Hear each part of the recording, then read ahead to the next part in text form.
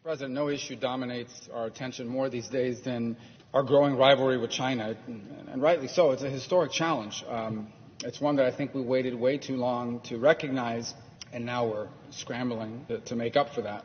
But I think in that, all the attention that's being paid to this, I think it's important that we remember, or at least recognize, that the core and central issue here is not China per se and by itself. The core issue here is a decades-old bipartisan consensus that's entrenched in our economic and in our economics and in our politics. A consensus that said that economic globalization would deliver wealth and freedom and peace.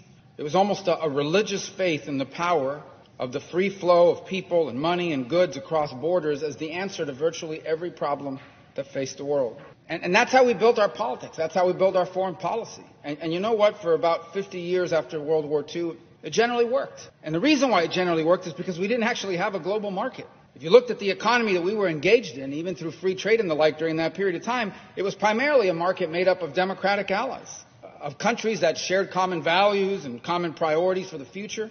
And even when the outcomes during that time were not always in our benefit, even when maybe some industry left to a country in Europe, or maybe during the time that Japan challenged us in some sectors from Asia, at least the beneficiary, even though it may have harmed us in the short term, the beneficiary of that outcome was not the Soviet bloc, the Soviet Union, or some geopolitical competitor. The beneficiary was another democracy and an ally in our confrontation with communism during that period of time. The point is, it generally worked during that time because, by and large, the interest of the global market and the interest of our country never got out of balance too far. And then the Cold War ended. And our leaders, and I say our leaders because this was really a bipartisan thing, our leaders became intoxicated with hubris. I remember, the lexicon was, it's the end of history, and the world will now be flat. And every country is now going to naturally become a free enterprise democracy. And economic liberalization would always result in political freedom. Right? You flood a country with capitalism, and that country will not just get rich, but they're going to turn into us, or some version of one of our democratic allies. And so in pursuit of that historic gamble, which had no historic precedent, we entered into all kinds of trade deals and treaties and rules and regulations on an international scale. And we invited into that all kinds of countries that, by the way, were not democracies, did not share our values, and did not have the same long-term goals for the world as we did. Their long-term goals, in fact, were incompatible. And of all the deals that were made, none has had a greater impact than the decision that was made in the first year of this century to admit China into the World Trade Organization. They opened up our economy to the most populous nation on earth, controlled by a communist regime, and they did it not because anybody argued that would be good for American workers or they made the arguments that eventually it would be, but they weren't arguing this is going to help us in the short term, this is good for our industries. They did it, one of the arguments, the central arguments behind doing this with China was, we think capitalism will change them. Okay? They're going to eat Big Macs and drink Coca-Cola, and they're going to literally ingest democracy, and it will transform them. Okay? They argued that capitalism was going to change China. Now we stand here 23 years later and realize capitalism didn't change China. China changed capitalism. They opened up their doors and said, come on in. And they attracted with cheap labor. They said, we have cheap labor, cheap workers, and it flooded.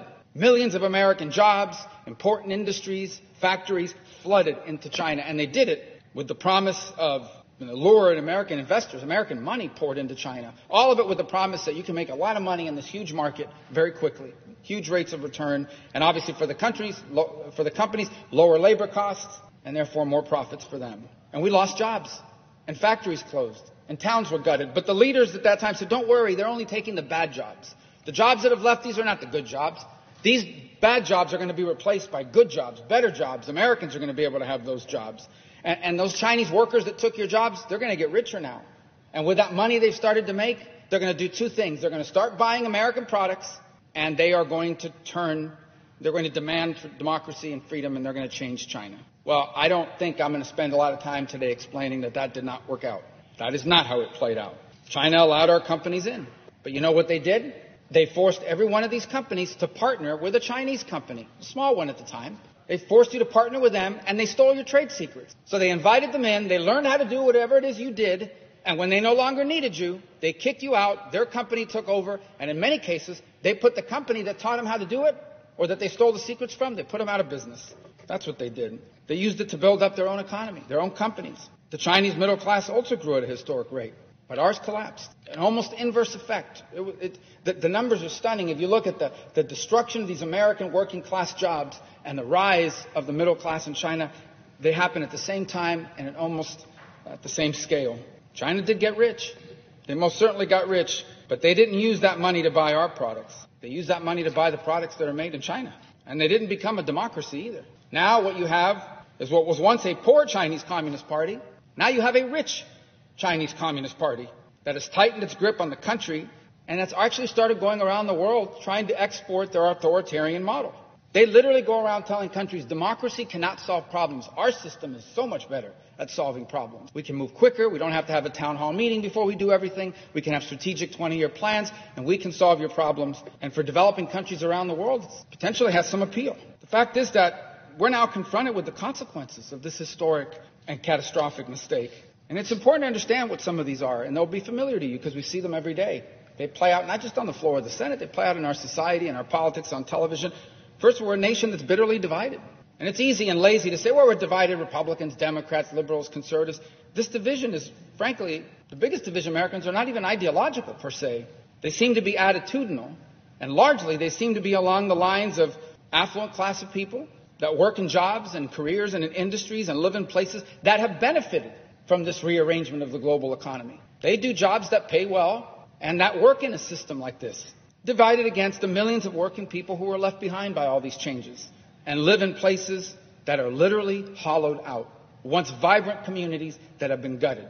By the way, remember when they would say, don't worry, those people will move to somewhere else in the country for those new jobs? They didn't move because people don't like to leave their community. They don't like to leave their extended family. They don't like to leave all the things they've ever known and supported them. That didn't work that way. It's left us a country that's addicted. We are addicted to cheap exports from China, and we are dependent on Chinese supply chains, on everything from food to medicine to advanced technology. We just had a pandemic that reminded us of this. And what does that mean, these long supply chains dependent on a geopolitical competitor? It means we're vulnerable. Vulnerable to blackmail, vulnerable to coercion. You know what else it left us with? An economy that is highly concentrated and fragile. Our economy is primarily based today on two sectors. What's all the news about? Turn on the financial networks. You'll see what all the discussion is about. Primarily two sectors. Finance, meaning people that take your money and invest it somewhere else. They don't make anything. They invest your money. It's fine. That's a legitimate business. But finance and big tech. And those two industries that are now the pillar of our economy are controlled by just a small number of giant multinational corporations. The same ones that, by the way, outsourced our jobs. And these multinational corporations, they have more power than the government. In many cases, they have more power than the government. And they have no loyalty to our people or to our country. Their interest is not the national interest. They're multinationals. In fact, they're owned by shareholders and investment funds from all over the world. This idea that globalizing our economy would prevent great power competition between nations was always a delusion. And I think the people of Hong Kong and Taiwan and Ukraine can tell you that this idea that free trade always and automatically leads to peace, it isn't true either. None of us have ever lived in a world where America was not the most powerful nation on earth.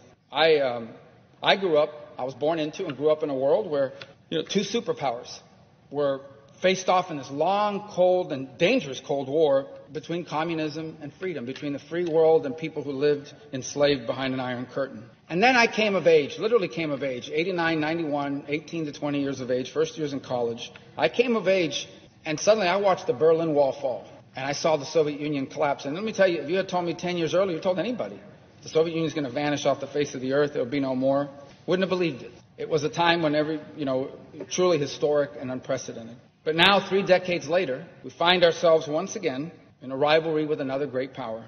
And this rivalry is far more dangerous, and our rival is far more sophisticated than the Soviet Union ever was. The Soviet Union was never an industrial competitor. The Soviet Union was never a technological competitor. The Soviet Union was a geopolitical and a military competitor. But the near-peer rival in China that we have now, they have leverage over our economy. They have influence over our society. They have an army of unpaid lobbyists here in Washington. Unpaid lobbyists because these are the companies and the individuals that are benefiting from doing business in China. And they don't care if 5 years from now they won't even be able to work there anymore. They're making so much money off their investments, their factories, and their engagement there now that they lobby here for free.